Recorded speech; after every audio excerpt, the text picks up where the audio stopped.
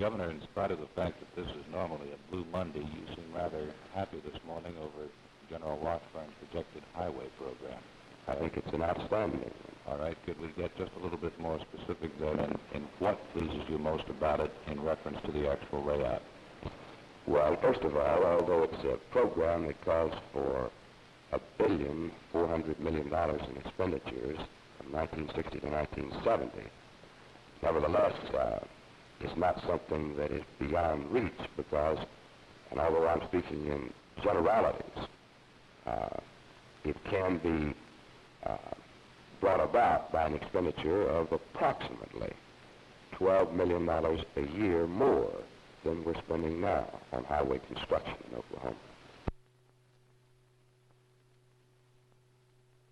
The master plan will mean this, if utilized and completed over the 10-year period, that generally speaking, a person anywhere in the state, in any county, will be able to travel 10 or 15 miles and get on a through highway, or rather a direct highway going either north or south or east or west, or just a few miles farther than that to a diagonal highway, 4-lane highway traveling diagonally across the state. In other words, it will take this hodgepodge, piecemeal highway system that we have now and put it into a logical, consistent master plan of highways in the state. This is something you say then that the highway commissions in the past are directly responsible for the hodgepodge? Well, I think that the highways of the past in Oklahoma, the present highways that we have, were built on a piecemeal basis without any master plan.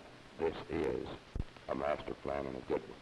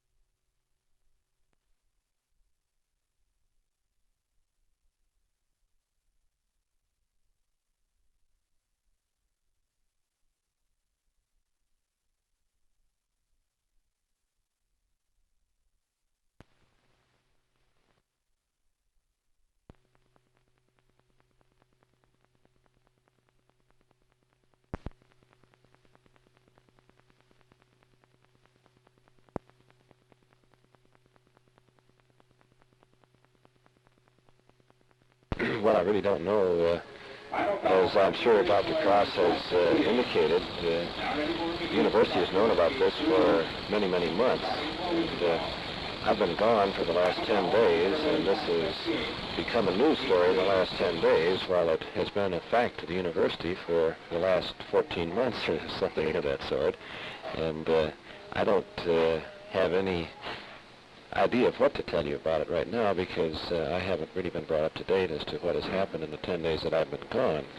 Essentially, however, the university's position has been one of wanting to cooperate with the NCA and of trying to cooperate with the NCA, and I'm sure that we will continue to do so.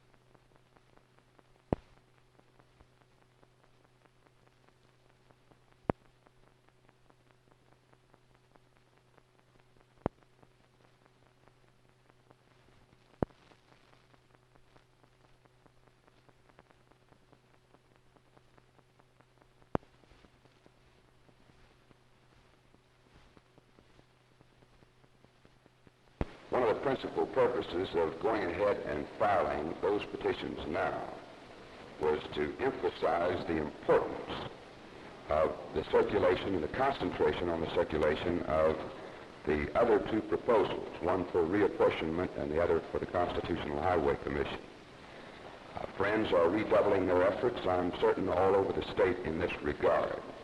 And I would like to call on all Oklahomans who are disgusted with our piecemeal, second-rate highway program in Oklahoma, or highways in Oklahoma, that we've had in the past, and those also who favor fair and equal representation in the legislature to redouble their efforts in this final drive for signatures on the reapportionment and constitutional highway petitions. Governor, with this petition primarily out of the way for a few weeks, do you think this will help in your fight for the leadership in the Democratic Party? As I've maintained many times before, I don't think that the petitions, although some of the people seeking control of the Democratic Party believe to the contrary, I don't believe that the petitions have anything whatsoever to do with Democratic organization any more than it does with Republican organization.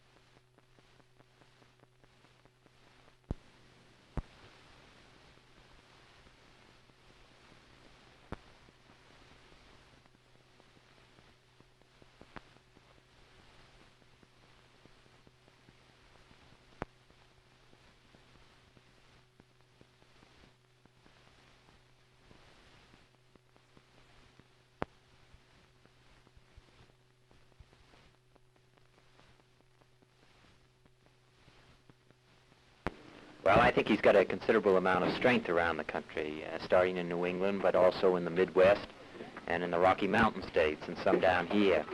But I think that a lot of it's going to depend on how well he does in the primary. He's going to enter 5 or 6 of them.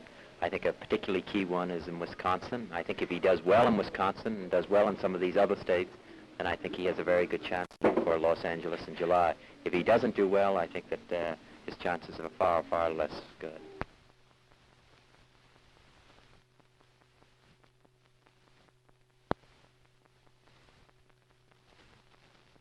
No, I think he's friendly with my brother, but I expect that Oklahoma hasn't yet decided what they're going to do. You'd have to ask him about that, I think. Are there any Kennedy clubs in the offering here in Oklahoma? I think there has been some indication that some are going to be formed, but I don't know what the status of them are at the present time. Who do you feel is your brother's top opponent? Well, I think there are probably a number of them. I would think that probably Lyndon Johnson has more votes than anybody else at the present time. At least indications of more votes. So I would think that probably he was one of the key competitors.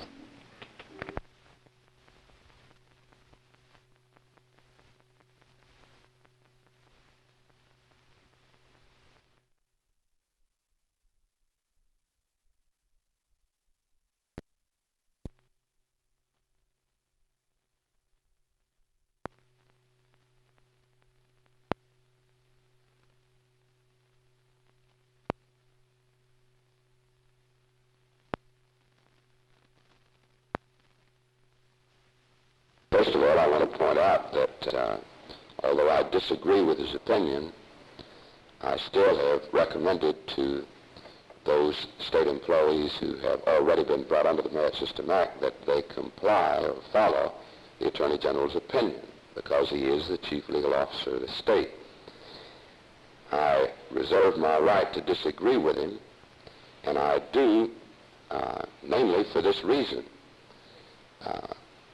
The precinct meeting is the only place where an Oklahoman can go and vote for his party's nominee for the presidency of the United States. Now, no one who had anything to do, myself included, with the passage of this act ever intended to deprive anyone of the right to vote in any election. And certainly to vote for the nominee of your party for the presidency is an election in the truest sense. There are some 3,100 employees who are involved, who, under this opinion, will not get to vote. The Act spelled out specifically that it did not intend in any way to infringe upon a person's right to vote. That's why I disagree with him, but I still think, since he's the chief legal officer of the state, that those employees should follow his opinion. But it magnifies the importance of other state employees and other citizens attending the precinct meeting tonight. Well, your thinking seems to be very clear, and I wonder what inspired the ruling by the Attorney General.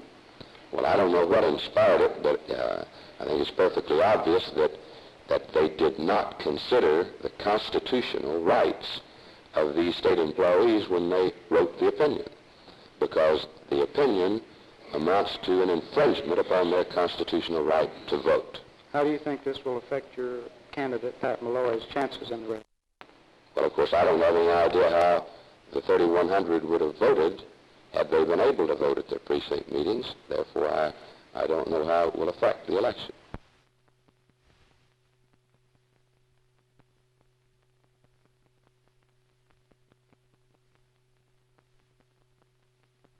I don't think the Attorney General is stupid. I think the Attorney General rendered an opinion in keeping with the facts in the case, and I think the Attorney General rendered an opinion which is exactly what the governor would have wanted on the basis of what he said as a candidate more than a year ago. Now, do you think that the ruling itself will help, hinder, or have no effect upon either side in the argument with the registration? I think the overall effect is comparatively minor so far as the outcome of the McGill versus the Edmondson-Malloy contest for state Democratic chairman. Mr. Howell, how do you feel about the constitutionality, the violation of constitutional rights in reference to this ruling? Well, Joe, I'm not a lawyer, so I have no opinion regarding the constitutionality. My personal feeling is this, however. I feel that these people should have a right to participate in politics the same as any other citizen. But again, I want to emphasize that it was the administration which sponsored the bill and got it approved that made it unlawful for them to participate.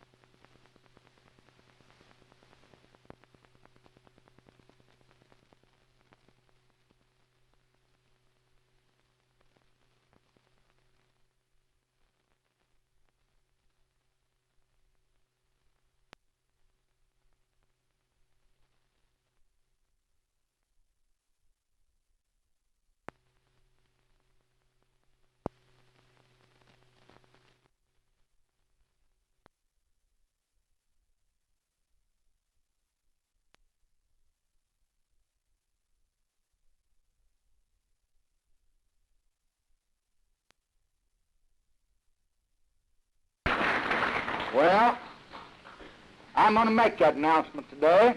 I am an avowed candidate.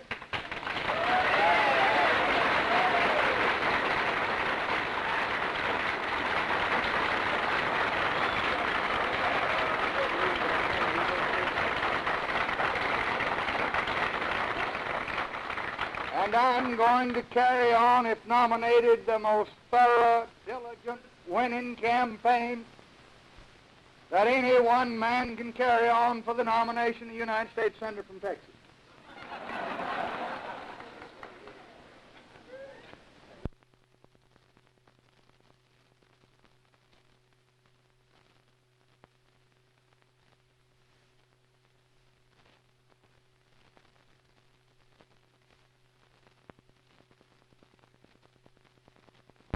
I'm not going to proceed on the presumption that I'm going to be president, number one, or two, that Khrushchev's going to order us to get out of Berlin. But I'm going to say to him as majority leader that we're there to stay, and we're not about to get out except on our own terms and with dignity and decency.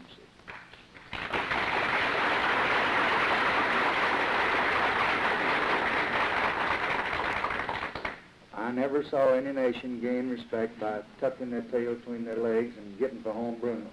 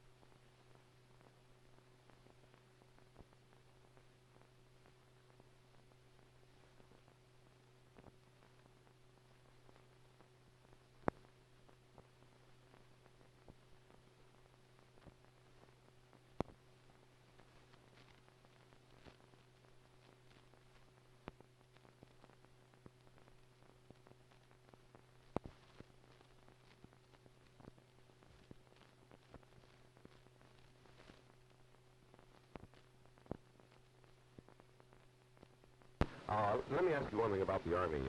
The reports on your stay in the Army in this country have been excellent. How did you like the Army, your tour of duty? It was quite an experience. I learned a lot about different things. How did people treat you? That's what I'm curious about. I mean, the ones that were in the service with you. Well, here's the situation. Everybody was more or less laying for me when I first went in the Army, you know, because they didn't know what I was going to be like, and they thought I was going to try to pull strings or some of that nature. And when they found out I was trying to do, you know, halfway right, I was trying to play it straight, well then I had no problem with nobody at all. And, I made a lot of friends whom I never would have made otherwise. How about a girlfriend now in the USA? Everybody seems to want to know, do you have a steady or a number one girlfriend now that you're back home? No, sir, I don't have anyone particular. I mean, you know, no real love. As of yet. As of yet. Do you have plans or hopes, huh? Well, I have hopes, sure, but I haven't met the person yet, I don't think. That I care enough about to consider marriage or something like that. If I do, I'll let everybody know. In fact, I couldn't keep it a secret to save my life anyway.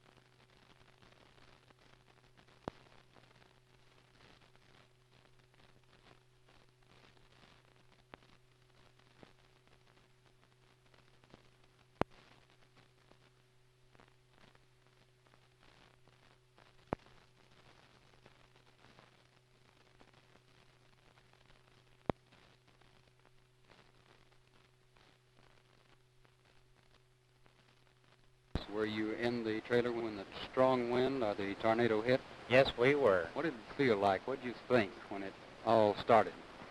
Well, that's hard to explain. That trailer get rocking around quite a bit. And first thing I thought of, my wife thought of, to get in and lay on the bed. Is this the general vicinity of where the trailer was when it all started? No, the trailer was right over here. About 15 or 20 feet from where it is now, and turned over. What were your impressions of it, ma'am? Have you lived in Oklahoma all your life? Have you ever experienced a tornado before? No. Ever want to experience another one? No. No, thank you.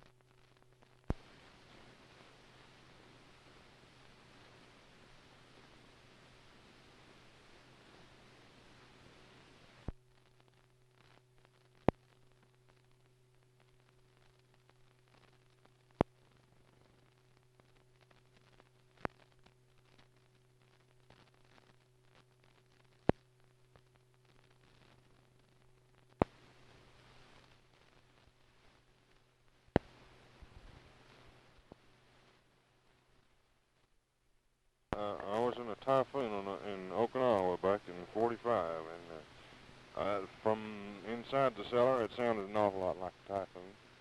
And when you went to the cellar, what happened then? Well, I guess all these buildings blew away. Well, They were gone when I come out. What were the feelings when you were in the cellar down there, though? What did it feel like? Well, I was a bit scared. And did you said something about the wind was sucking? It was trying to suck the candlelight out through the. I mean, the wind was sucking the air out of the cellar, and the candle was about to go out.